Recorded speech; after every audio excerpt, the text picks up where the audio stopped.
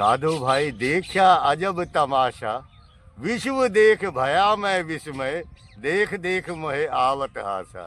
मेरी मेरी करत दुनी जात है, बोझ ब्रह्मांड सिर लेवे, पाव पलक का नहीं भरोसा, तो भी सिर सिरजन को न देवे। नमस्कार दोस्तों, मैं संतोष चौबे न्यूज़ सर्वोत्तम में आपका हार्दिक स्वागत करता हूं। दोस्तों, आज मैं ब्रज में हूं, श्री वृंदावन धाम में। दोस्तों, मैं आपको दिखा रहा हूं कि यहाँ पर दूर दूर कैसे संत बैठ के ईश्वर की बंदगी कर रहे हैं, तपस्या कर रहे हैं। आपको दिखा रहा हूं कैसे दूर दूर यहाँ पर बियावांग, बिल्कुल झाड़ियाँ हैं, लता पता है, जो इसी को कहते हैं ब्रज की लता पता। इन निर्जन स्थानों पर बैठ के हमारे साधु संत तपस्या करते हैं, ईश्वर की दूर दूर तक। यहाँ देखिए इक्का दुक्का देखिए संत बैठे हैं। अभी मैं आपको दिखाता हूँ। देखिए जमुना जी भी है, देखिए जमुना जी साथ में दूर है। देखिए, आप देखिए ध्यान से, जमुना जी बह रही हैं। ये भी सामने कुटिया दिख रही है। यहाँ पर देखिए घुंघरू वाले बाबा जी हैं। ये देखिए घुंघरू वाले बाबा जी की कुटिया है। देखिए यहाँ पर कुटिया में एक तूत का पेड़ है, तूत और जामुन। क्योंकि संतों को देखिए बाबा जी का एक एक नल लगा रखे हैं, और प्रशासन ने आके पेड़ भी लगे हुए। प्रशासन ने आके बाबा जी का ये कुटिया तोड़ दिया। एक महात्मा की कुटिया थी, अब प्रशासन का अपना काम है। और दोस्तों देखिए, ये महात्मा लोग अपने जीवन को देख लीजिए किस ढंग से बिताते हैं। ये महाराज जी का जो ठाकुर जी हैं, देख लीजिए, श्री राधा बिहारी जी और गोवर्धन नाथ। देखिए संत भाव से ईश्वर की बंदगी करते हैं। देख लीजिए महाराज जी का थोड़ा सामान उमान है, ये अपना खाने पीने का। ये देखिए जामुन का पेड़ है, आटा वगैरह। महाराज जी संत अपना ऐसे ही रखते हैं। संतों को कोई कोठी थोड़ी बनानी होती है। देखिए ये जामुन का पेड़, तूत का पेड़ है। तूत के पेड़ के नीचे महात्मा जी रहते हैं। और घुंघरू वाले बाबा जी पैरों में घुंघरू बांध रखते हैं। दोस्तों हाथों पैरों में घुंघरू। दोस्तों देखिए घुंघरू वाले बाबा जी, हाथों में भी घुंघरू बने हैं और पैरों में भी घुंघरू बने हैं। बाबा जी वृद्ध महात्मा हैं। यहाँ पर रह के राधा रानी की भक्ति घुंघरू बांध के करते हैं। जहाँ चलते हैं छम छम घुंघरू की आवाज़ें आती हैं। महाराज जी, सबसे पहले मैं आपको कोटि कोटि चरण वंदन कर रहा हूँ।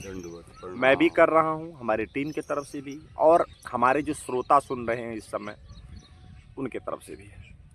महाराज जी कृपा करके अपना शुभ नाम और अपने बारे में थोड़ा सा बताने का कष्ट करें। पकड़ लीजिए।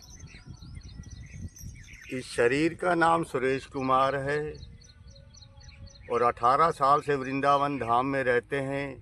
ब्रिज 84 की 6 परिक्रमाएं लगा चुके हैं और वृंदावन, गोवर्धन, बरसाना, नंदगांव की होली हर साल खेलने जाते हैं। प्रभु जी, शरीर का जन्म कहाँ से है? हरियाणा जिला भिवानी से। तो प्रभु जी कितनी उम्र में आपने सन्यास लिया? क्यों सन्यास आप लिए? कोई कारण था या वैसी दिल की इच्छा थी? इसके बारे में थोड़ा विस्तार पूर्वक बताएं। देखिए, जो जन्मों जन्मों से संत होते हैं ना, उनका जन्म ही ऐसे घर में होता है जिसमें संत ही निवास करते हैं। जिनके माता पिता जो है वो संत ही होते हैं, और उन्हीं संतों से जो है ज्ञान लेते लेते, और अब 18 साल हमें हो गए इस संस्कार करवाए हुए, और हम वृंदावन धाम में रहते हैं। पहले कुछ 3 साल तक हम अपना ये अटल्ला चुंगी पे कांच मंदिर है ना, श्री कृष्ण प्रणामी मंदिर, हम उसी से हैं और उसी में ही 3 साल तक रहे। फिर हमने देखा कि जिस माया को हम छोड़ के आए थे, वो माया फिर हमें लपेटा दे रही है। तो तब करके खुले में रहने से जो हमें आनंद मिला, जो हमें स्वरूप मिला, ये स्वरूप शुरू से नहीं था। ये राधा रानी की जो घुंघरुओं की कृपा हुई है हम पे, ये हर संत पे नहीं होती। लाखों में से कोई एक होता है जो चुना जाता है इस भेष के लिए।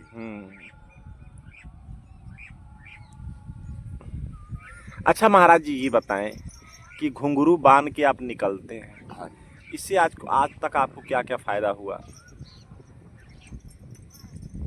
इससे फायदा ये हुआ कि जैसे ही घुंघरू बजते हैं ना, इनकी आवाज ध्यान से सुनिए। क्या बोल रहे हैं? राधा राधा राधा राधा। अच्छा और- अच्छा महाराज और जी। ये है श्याम, ये है श्याम। अच्छा, राधा श्याम। हाँ।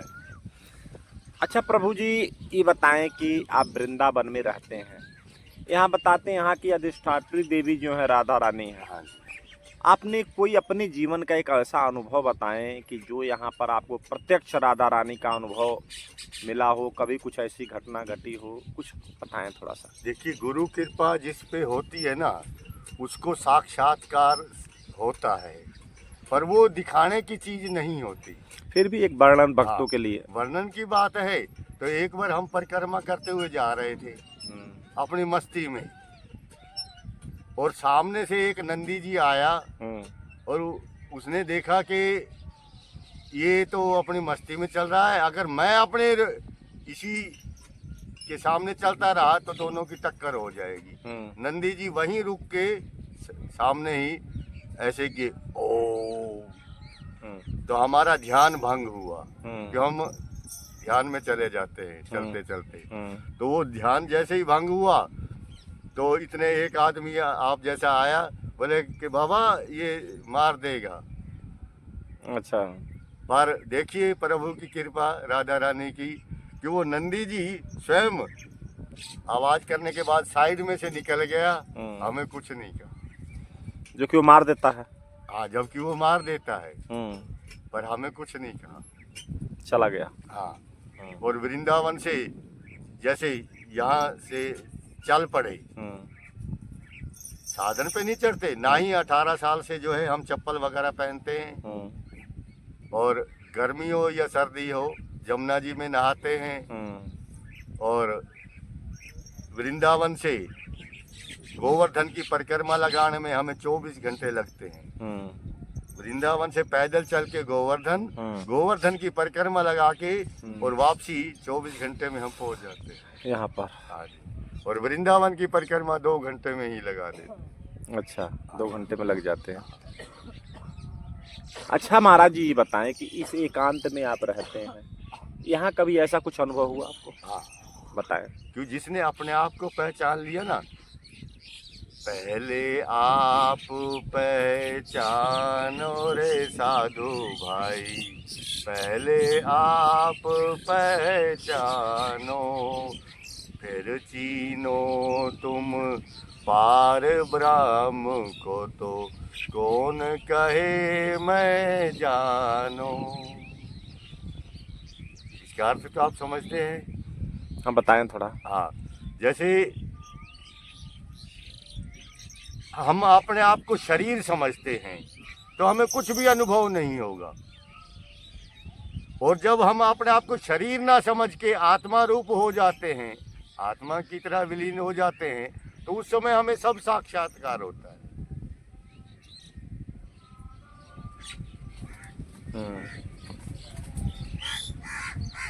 और ज़्यादातर तो जो है बैठे बैठे हमारी कब समाधि लग जाएगी ध्यान में।